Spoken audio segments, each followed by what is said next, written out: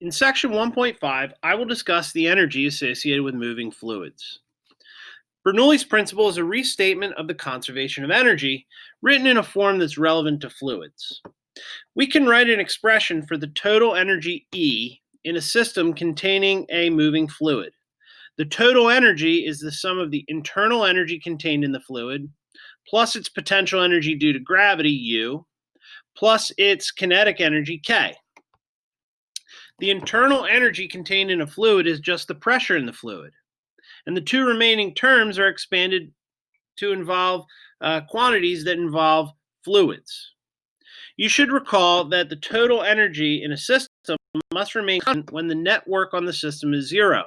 And because we're restricting our discussion to ideal fluids, whose viscosities are by definition zero, there will be no loss of energy when the fluids that we discuss are moving. Therefore, we're going to consider that the total energy in a moving fluid will remain constant. The equation that describes Bernoulli's principle is shown here, and this equation is on your equation sheet. The basic idea expressed in Bernoulli's principle is that a faster moving fluid will have less pressure, and a slower moving fluid will have greater pressure. And this basic idea is expressed in several different fluid effects and can be used to explain a wide variety of phenomena involving moving fluid. For example, with two hands, pick up a piece of paper and blow across the top of it. You'll observe that the paper lifts up. This is because the faster moving air above the paper has less pressure than the slower moving air under the piece of paper. Bernoulli's principle can explain how a pitcher can cause a curveball to curve. An object that's moving through a fluid while rotating will experience a sideways acting force, and the mechanism behind this phenomenon is described by the Magnus effect. Finally, Bernoulli's principle can partially explain how a lift force is caused on an airplane's wings. An airplane's wings are shaped so that the top edge of the wing is curved and the bottom is far flatter. This means that air above the wing must travel a longer distance than the air does beneath the wing in roughly the same amount of time. And as a result, the air above the wing has to move faster than beneath the wing.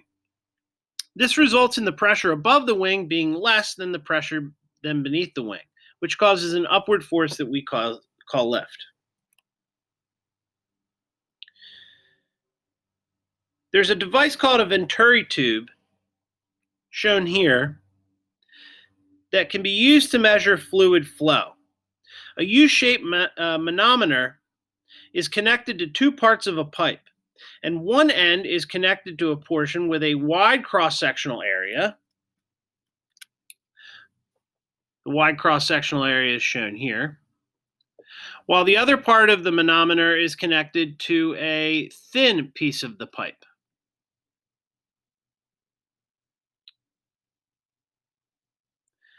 The decreased area in the second portion of the pipe results in an increased speed. The speed here is greater than the speed in this part of the pipe. And that results in a decreased pressure. The pressure in this part of the pipe is less than the pressure in this part of the pipe. And that results in a measurable difference in height between the two liquid levels in the manometer. So we can use a Venturi tube to measure the fluid speed. You can see here one application of that. There's a pair of Venturi tubes, and these are connected to a small light aircraft, and this can be used to measure the aircraft's speed relative to the air. The cooling towers of a nuclear power plant also make use of the Venturi effect. The base of the cooling tower has a very large area in order to increase the rate of evaporation, which is what power plants use to cool their nuclear material. Then the tower becomes thinner, and this increases the speed of the rising steam. The tower then widens again towards the top to increase the rate of evaporation. In this example, we will return to the nozzle with the thinning diameter that we explored in section 1.4. Part A asks us to predict what will happen to the pressure when the area decreases. We'll use the equation for Bernoulli's principle, and we can eliminate the terms for the potential energy of the fluid because Y1 equals Y2. There's no change in the gravitational potential energy for the fluid. And it's clear from what's left over that if there's an increase in the fluid speed, that is going to result in a decreased pressure. It's important that we note that the speed and pressure do not share an inversely proportional relationship. One increases and the other decreases, but it is not a proportional type of relationship. Just because the speed increases by a factor of 16, it does not imply that the pressure is now 1/16th of the original pressure. Part B asks us to calculate the pressure in the nozzle. If we insert the known values into the equation, we can then solve for P2. And we find that the pressure in the nozzle is 272.5 kilopascals, which again is not 1/16th of the original pressure. They are not inversely proportional.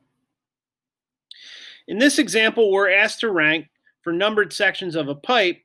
We're asked to rank them according to volume flow rate, the flow rate speed V, and then the water pressure within them. For part A, we need to remember that because the volume within the pipe must remain constant, that means that the volume flow rate at any point in the pipe must be the same. Therefore, the volume flow rate at all 4 points are equal. For part B, we can use the equation of continuity. And this equation shows that the speed of the fluid is inversely proportional to the pipe's cross-sectional area. So the ranking of fluid speed will be the reverse ranking of the area. Therefore, the fluid speed is the greatest in section 1. Sections 2 and 3 have the same area and therefore the same fluid speed. And section 4 has the greatest area, so it has the slowest fluid speed. For part C, we're going to use Bernoulli's principle to predict what's going to happen to the pressure as the water moves throughout the pipe. From section 1 to 2, the height remains the same, so we eliminate the terms relating to the gravitational potential energy. And what remains tells us that the section with the greater speed will have less pressure. So because section 1 has the greater speed, it is then going to have less pressure than in section 2. From section 2 to section 3, the speeds stay the same because the areas are the same. So we can eliminate the terms that are relating to the kinetic energy. The kinetic energy does not change from section 2 to 3. What is left over shows that the section with the greater height is going to have less pressure. Therefore, section 3 has to have a greater pressure than section 2. From section 3 to section 4, the height is again the same, so we eliminate the gravitational potential energy terms. And what remains tells us that the section with the slower speed is going to have the greater pressure. And so therefore, section 4 has a greater pressure than in section 3. So from what we've been able to compare in successive sections, we can find the ranking of the pressures. 4 is greater than 3 is greater than 2 is greater than 1.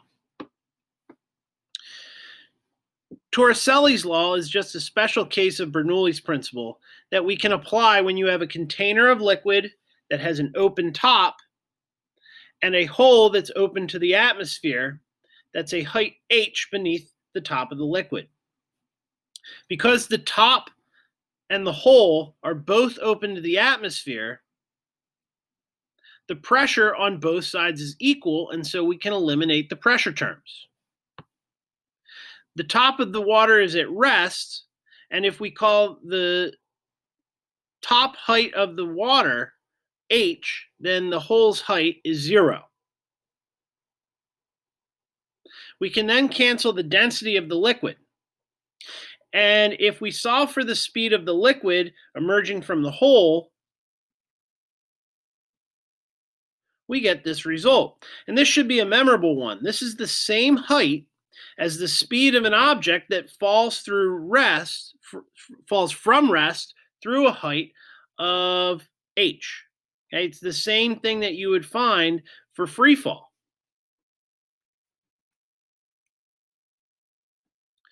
You should try to remember that both Bernoulli's principle and Torricelli's law are just both consequences of a more general principle, the conservation of energy. And there's a great demonstration of this. If we angle a jet from a hole in the container straight up, then this will obey Torricelli's law, which is just conservation of energy.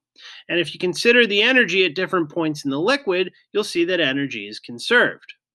The liquid at the top of the container has potential energy because it's at a raised height above the hole. That potential energy gets converted into kinetic energy as the liquid emerges from the hole in the container. And that kinetic energy then gets converted right back to potential energy when it reaches its maximum height. And this demonstrates the conservation of energy because the stream of water is going to reach a maximum height that's equal to the top surface of the liquid. This last example will have us use Torricelli's law along with projectile motion from Physics 1. To work out the horizontal distance traveled by the water jet, we will use the equation for position as a function of time from Physics 1. We can cross out the initial position, x naught, and we can cross out the term with ax in it because the water is in free fall once it leaves the top tub, and the acceleration of the water then has to be downwards with no horizontal component. To find this distance, we'll have to find the initial speed of the liquid as it leaves the top tub and begins free fall, and we'll need to find the time of flight t. We can use Torricelli's law to find the speed that water exits the tub. See 2 slides ago for a derivation of this result. And we can use the position time equation restated in terms of y to find the time of flight. We can plug in the known values for all the variables and then solve for time.